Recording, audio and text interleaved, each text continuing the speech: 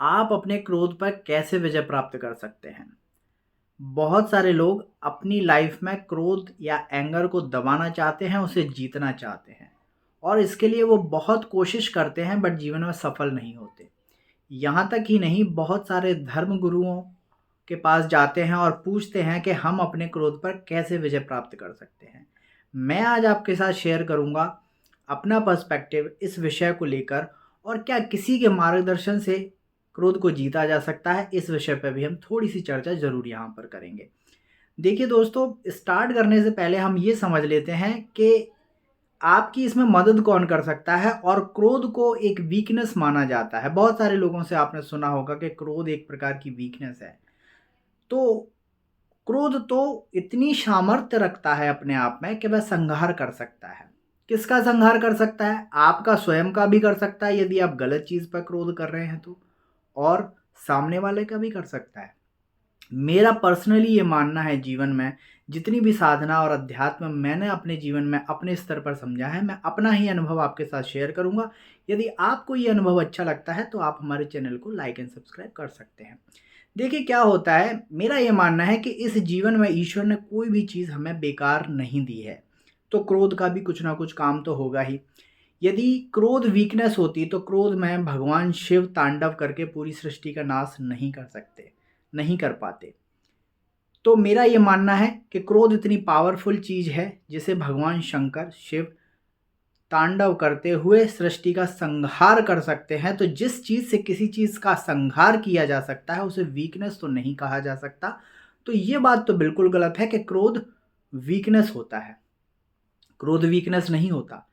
क्रोध आपको आता क्यों है और आपको इस पर विजय प्राप्त करनी है, तो आपको ये बात अच्छे तौर से समझ लेनी चाहिए कि क्रोध आपको किन विषयों को लेकर आता है। देखिए, जब आप इस संसार में आए थे तो कुछ भी अपना लेकर नहीं आए थे। यहाँ तक कि आपकी सोच भी आपकी अपनी नहीं है, ये बात आपको जानकर आश्चर्य होगा। हाँ, यदि आप साधक हैं, थोड़ा बहुत दर्शन अध्यात्म में आप रुचि रखते हैं या थोड़ी बहुत साधना में आप रत हैं, तो आपके कुछ अनुभव और कुछ विचार स्वयं ही अपने होंगे और आप ये देख भी पाते होंगे कि कौन से विचार आपके हैं और कौन से बाहर से समाज द्वारा आपके ऊपर प्रत्यारोपित किए गए हैं या आरोपित किए गए हैं, प्रोजेक्ट किए गए हैं इंग्लिश में कहें तो।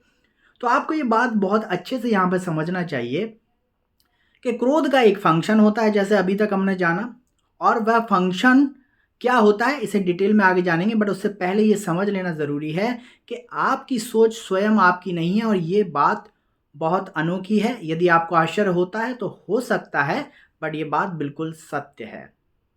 क्योंकि आप जब बड़े होते हैं तो कोई सोच लेके बचपन में तो पैदा हुए नहीं थे। जैसे-जैसे बड़े हुए अपने माहौल से आपने डिफरेंट डिफरेंट एक्सपीरियंसेस इकट्ठे किए, नई-नई सोचें इकट्ठी की और सही गलत की पहचान भी इकट्ठी की। अब इसी सही गलत की पहचान से आपके विचारों में एक प्रतिरोध पैदा होता है, एक प्रत्याकर्षण पैदा होता है जिसकी वजह से क्रोधाग्नि का जन्म होता है। यदि आपको ये सिखाया गया है कि कुछ विशेष काम करना अच्छा है और कुछ विशेष काम करना बुरा है, यह बात आपको किसने सिखाई? लोगों ने सिखाई, समाज ने सिखाई, परिवार ने सिखाई।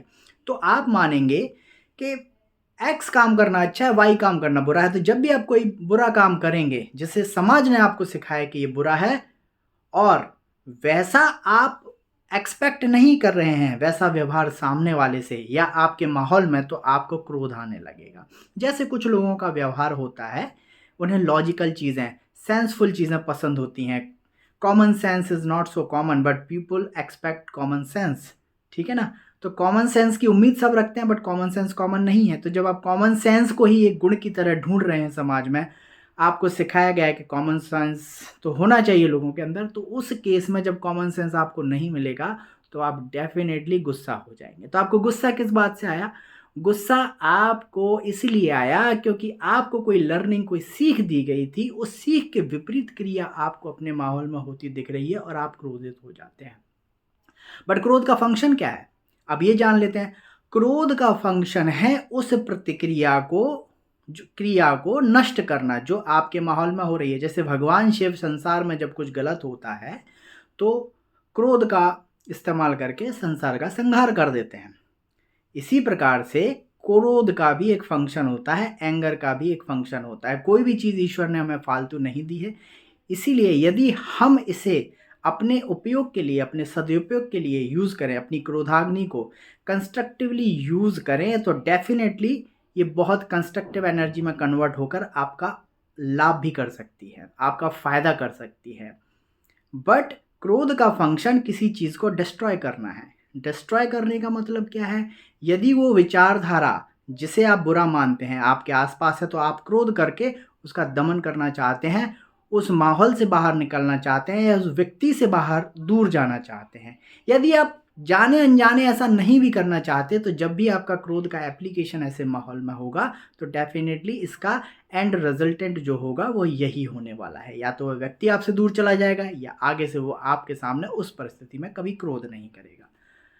अब तीसरा विषय जो मैं आपके सामने यहाँ पर रखना चाहता हूँ कि लोग सन्यासियों के पास जाते हैं, साधुओं के पास जाते हैं। एक गृहस्थ सन्यासी के पास जाते हैं, साधुओं के पास जाते हैं और पूछते हैं कि हम अपने क्रोधाग्नि पर कैसे विजय प्राप्त करें।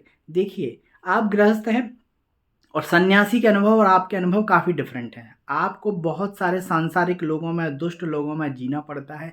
गृहस्थ और सन्यासी लोग संसार से विरक्त होकर अपने मार्ग को चुनकर एक ही लक्ष्य मान करके, ईश्वर ही एक लक्ष्य है, उसको प्राप्त करते हुए अपनी साधना करते रहते हैं।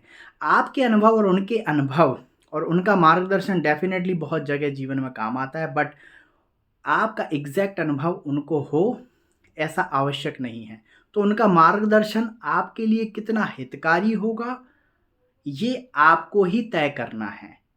यदि आप आज तक लोगों से सुनते आए हैं कि क्रोध में विजय प्राप्त कैसे करें और आपको समाधान भी मिले हैं, बट उन समाधानों से आपको अपने जीवन में कोई लाभ प्राप्त नहीं हुआ, तो इसका केवल यही मतलब है कि आपका एक्सपीरियंस और उनका एक्सपीरियंस में डिफरेंस है और जो नॉलेज आपको दे रहे हैं वो पूर्ण नहीं है। तो फिर सच क्या है? सवाल ये उठता है। सच ये है कि आपको अपने अनुभवों से स्वयं ये जानना होगा कि मुझे किन चीज़ों से पीड़ा होती है, कष्ट होता है, क्रोध आता है।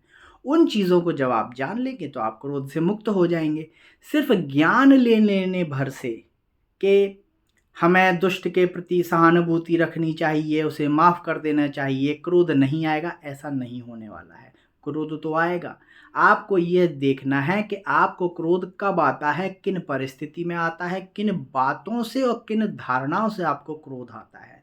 जब आप उन धारणाओं को पहचान लेंगे, उन चीज़ों को आइडेंटिफाई कर लेंगे जिनसे आपको क्रोध आता है या आप शीघ्र क्रोधित हो जाते हैं, और उन माहौल से अपने आप की विरक्ति कर लेंगे, दूर हो जाएंगे उस एनवायरनमेंट से, तो फिर आपकी लाइफ में क्रोध अपने आप ही कम हो जाएगा। आपको उसको सप्रेस करने की ज़रूरत नहीं पड़ेगी, दबाने की ज़रूरत नहीं पड़ेगी, उस पर जीत प्राप्त करने की ज़रूरत नहीं पड़ेगी। क्योंकि मेरा ये मानना है कि इस जीवन में, इस शरीर में आपके साथ जो भी घटनाएं हो रही हैं वो उतनी ही जीवंत हैं जितनी आपकी लाइफ। आपका क्रोध, आपका मोह, आपकी माया, आपका लोभ उतना ही जीवंत है जितनी कि आप जीवंत हो। तो किसी जीवित चीज़ को दबाना तब तक मुश्किल है जब तक आप समझ नहीं लेते कि वह क्यों उपजी है। यदि आप उसकी उपजने को, उसके पैदा होने को ही रोक दें, उस माहौल को ही हटा दें जिसमें वो पैदा होता है, तो डेफिनेटली आपको अपने क्रोध पर विजय प्राप्त करने की कभी आवश्यकता नहीं पड़ेगी। उम्मीद करता हूँ इस वीडियो से आपको कुछ इंसाइट्स मिले होंगे अपने लाइफ में एंगर मैनेजमेंट को लेके। और यदि ये वीडियो आपको अच्छा लगा है तो इसे अपनी शेयर लिस्ट में ज़रूर रखिए और हमारे चैनल को भी सब्सक्राइब कीजिए। आपका एक लाइक और सब्सक्राइब हमें प्रोत्साहन देता है आगे और ऐसे वीडियो बनाने के लिए। Thank you.